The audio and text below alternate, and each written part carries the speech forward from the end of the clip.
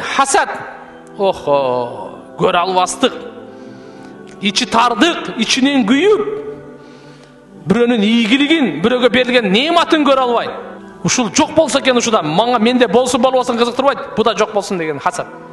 Соопту устара чачты кыргандай кырат, отун жегендей кырат. Хасад. Окуган намаздарыбыздагы, туткан орозолорубузда, ибадаттарыбыздын бардыгынын сооптору хасад деген нерсе кырат. Вирус, мен бүгүнкү сөзүмөн айтайын, вирус. Ар бир нерсенин оорусу болуп атпайбы? Сооптун оорусу хасад, жейт, өлтүрөт. Жүрөгүбүздү көрө албастыктан көрө билейли, ыра көрөйлү, рахмат айтайлы, машаалла дейли. İçibизден күйүп кайнабай, таң атык шакта уктабай. Эмне үчүн буга мындай, мага мындай эмес. Эмне үчүн буга мындай, буга мындай эмес деп. Алла бергени туган.